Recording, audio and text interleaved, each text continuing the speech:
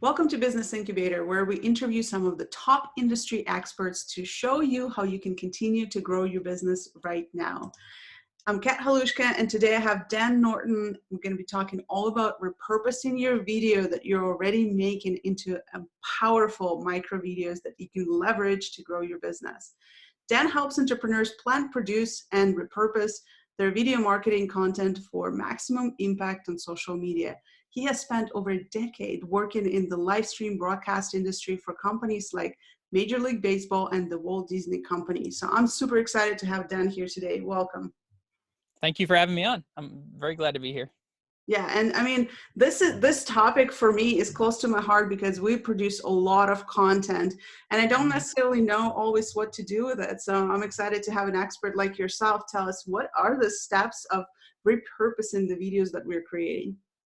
Yeah, for sure. Looking forward to it. Yeah, so let's dive into it. I know a lot of people, if they haven't been creating videos already, they're starting now because that's the way to start showing up online, right? So once I create a video, what do I do with it? What are the possibilities? What are the opportunities? There's so many opportunities and there's so many platforms. And I know that for a lot of people, that can be really overwhelming, right? Like knowing where you need to go, what works where, right? Like, is this video gonna work on YouTube? Part of the problem, right? Yeah. Like what works on Instagram and what works on LinkedIn? I think some people may not ask that question and they put out video and they're like, why is nothing happening with this? Or why is no one watching, right?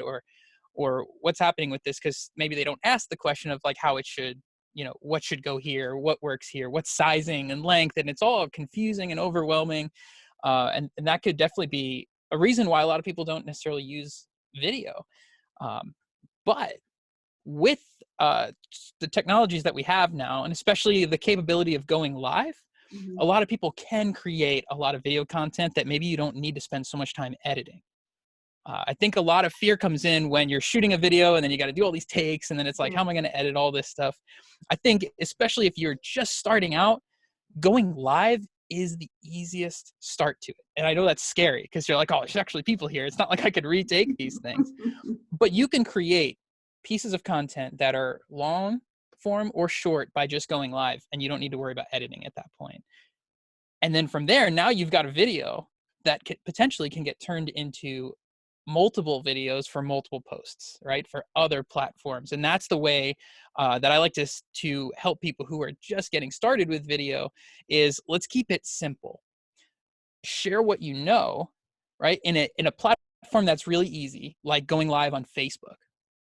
And then what you could do is take that video from there and either get an editor to edit that for you, or for yourself, go and take it into something where you can edit that video easily, even if it's something like an iMovie or something you have for free, and take out snippets of that video and you can now post it on different platforms, depending on where your audience is. So what are some of the resources we can look for to help us out with that? Because I mean, I'm thinking, man, now you just planted a seed, because I do Facebook Lives all the time, but I just never even thought of repurposing it. But the moment you start talking about all the platforms and the tools and the editing and the sizing, and my head starts to spin, I feel like this is a full-time job. Yeah. So what I like to say, because it's overwhelming and there's so many platforms, and it's like, it's kind of, this is the way I always look. Pick one platform. What's the one? And let's just say it's Facebook Live, right? You do a lot of Facebook Live. And I believe that's probably the easiest platform to go live outside of Instagram Live. Instagram Live is harder to get that video, though. You can't save it. That's a good place to practice, though. If you want to practice going live, Instagram Live is a great place because you don't even have to save it to stay on. It could just go away after you went live, or it just stays up for 24 hours. So if you're looking to practice, I think Instagram's a great spot. But Facebook Live, let's say you go on, and here's an example of one of my clients, Richard. Richard Moore, he goes live every Monday on Facebook, and he just answers questions from his audience. And they'll be from questions that were submitted the week before or people who were live right there. And this is the way I love to think about it. Segments and sound bites. Think about the news or think about sports broadcast, right? That's where I come from. My first job in the business in 2009 was to repurpose baseball highlights in real time. So a game is going on, say a home run happens. It would be my job to go in and cut that home run out of the broadcast, and it would immediately get sent to users of the app or get put out on Twitter, and people who maybe don't get to see the game, who don't get to watch that, 3-hour long form event, now still get to see the small home runs, the highlights, the things that they really want, things that are now valuable to them. And that's the way broadcasts repurpose. And the announcers speak in sound bites. If you've ever watched like a sports broadcast or even think about a news broadcast, everything is a segment. Here's a segment on the news, and they speak with sound bites. Mm-hmm. If you do that in a live stream and you answer questions, I love telling people to start with your frequently asked questions because you already know the answers. You're already frequently asked these things. You could jump on Facebook and say, hey, I'm going to answer 5 frequently asked questions right now, or 2 or 1. That answer can be pulled out of that video and say, hey, I think this will be great for my audience on Instagram. You don't need to post the whole video on Instagram. You could just get that one piece. And so for software, for tech, it's like, hey, I went live on Facebook. Now I could go in and I could download that video straight from my account. Mm-hmm. And if you've got like a Mac, there's iMovie. You could even use QuickTime. Let's just say you want to trim the 2 ends to just see that answer to that question. Now you just trim those are free softwares at that point. And there's other editing softwares you could download and look at, or you don't need to spend so much money. Don't get the high expensive editing softwares. Don't I need to learn Adobe Premiere Pro now. That'll just overwhelm you. And it's not needed in most cases if you're just getting started. So try to find something free and play with it, test it. And I would say just looking up some YouTube tutorials on how to do that. Or if you got like a nephew or niece or someone that, has done like skateboarding videos or something, TikTok videos. Hey, do you mind just like downloading this and cutting that out for me? Sometimes that works well. And now you could just now you've got a small piece. You don't have to turn the lights on again. You don't have to do your makeup. You don't have to read a script again. It's all done one time during that week. Say you do it one day on a Monday, you answer 5 questions. Potentially now you've got 5 more videos for the rest of the platforms. For LinkedIn, that works well because you got to keep within that 10-minute time range for a video. So that's one of the ways I love doing it, because now you've got multiple posts just from doing one live stream. Yeah, so let's nerd out on this a little bit, because I'm all about the technology, the systems, the processes, the steps. Yeah. And I love what you're talking about, because for me personally, our businesses are on Facebook, YouTube, and Instagram. Those are our 3 platforms. We own it. We try to use it as much as possible, right? But still, when it comes to the technicality of the process, say I did go live on Facebook and I grabbed that video and I create a little sound bite, like some awesome takeaway, and I post it on Instagram. How do I actually make sure that grows my audience or returns and leads or clients? Like, how do I make sure that this actually generates some kind of measurable numbers for me? Sure. Well, you want to first make sure that you add some kind of visual element to stop the scroll, right? Because we have to look at the social platforms. So a Facebook, an Instagram, a LinkedIn, those are like the social platforms. YouTube's a bit different because we're looking at a thumbnail and a title that are going to get people in and they're going to watch a video. On Instagram, Facebook, people are not necessarily going to watch a video unless you've got an audience there that are coming for a live stream they know is coming. Yeah. So you need to stop that scroll first. And usually that could be by putting a title in there, having some kind of imagery maybe that could stand out and get someone to go, oh, there's that video, right? You got to stop that, interrupt. Your competition are family and friends and cute babies and stuff, right, on there. So you need to make sure someone stops and goes, oh, this is something valuable for me. And the idea that most people are watching videos in silent as well. So having captions burned in. Now, those tend to start becoming more advanced with more work that you need to do. But as you test, as you try, as you do those things, you can add over time, right? You'll start to see, hey, are people actually clicking and watching? You want to get that engagement in too. So maybe even tagging some people, but not just to spam them, relevant tagging.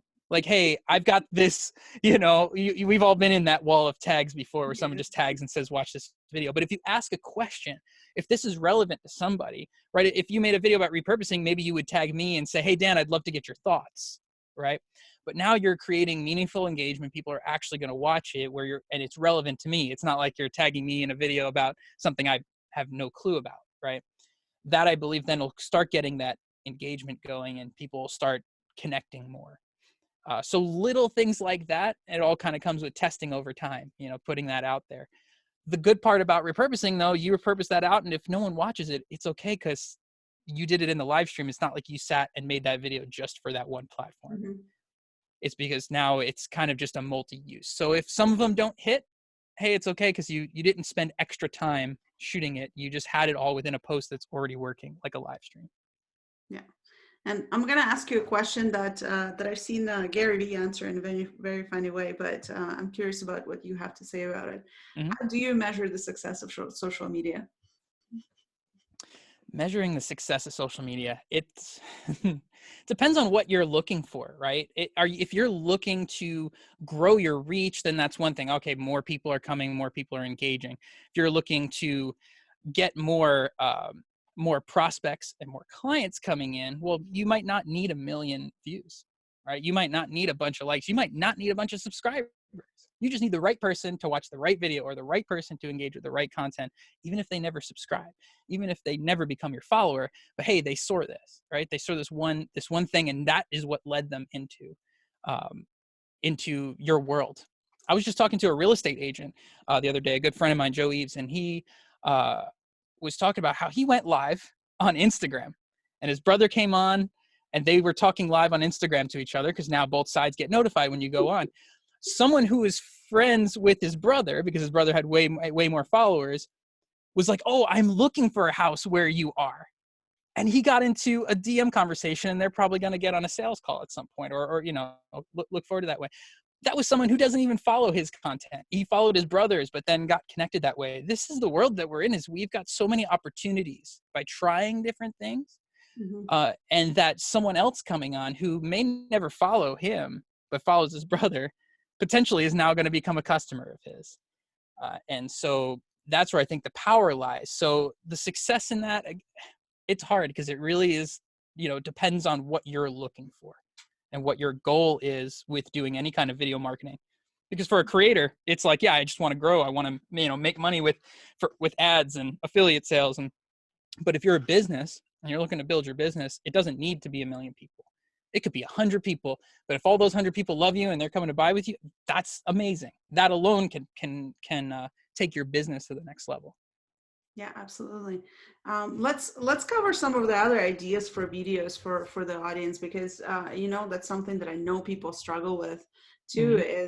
Is I get the FAQs. That's probably one of the simplest videos that you can create, questions that people already ask you. But what other Yeah. types of videos can we create?